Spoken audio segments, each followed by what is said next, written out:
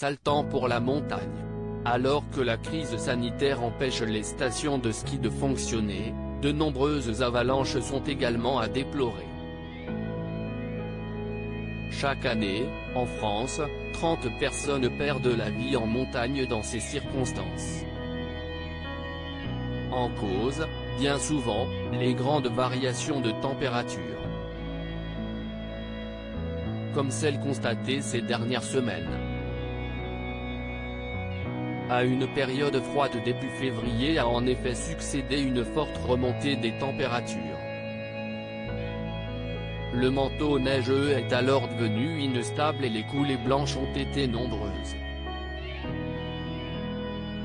L'équipe endeuillée. Cette émission est très émouvante pour nous car j'y suis à plusieurs reprises en compagnie de Xavier Ravana, un technicien glaciologue qui a justement péri dans une avalanche le 15 février dernier. On a éprouvé une grande tristesse, déplore Jamie Gourmaud. Xavier faisait partie d'une équipe de scientifiques de l'INRAE, des chasseurs d'avalanches qui les déclenchent pour les étudier au plus près. 2 couches de neige se superposent lors des avalanches, une première, faite de poudreuse, qui déferle à plus de 300 km/h, et une seconde couche, plus dense et plus destructrice, conséquence de la fonte des glaces. On se souvient d'un hôtel italien, dans les Abruzzes, entièrement détruit par ce type d'avalanche en janvier 2017. L'été aussi, la montagne subit de plein fouet le réchauffement climatique. À cette période de l'année, l'eau qui est gelée dans l'infrastructure de la roche, dégèle. La roche s'effrite donc et finit par s'effondrer. Voilà la réalité dans les massifs depuis 20 ans.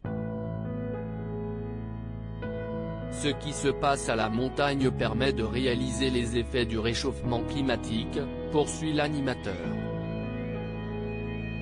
Les moyens de prévention, que faire alors? Tout d'abord, empêcher qu'elle ne se déclenche. Et sinon, les dévier de leur trajectoire, explique, dans l'émission, Florence Naïm, de l'INRAE. Il y a aussi tout un travail de prévention en influant sur l'origine du mal, comme limiter les rejets de CO2 et de gaz à effet de serre. Si on réduit ces émissions, on peut atténuer le problème. Il faudrait pour ça que la température augmente de moins de 2 degrés Celsius d'ici la fin du siècle, rappelle Jamie, toujours prêt à déplacer des montagnes pour le bien de son émission. Ma descente et ma remontée du pic du Midi resteront pour moi de grands moments, conclut-il.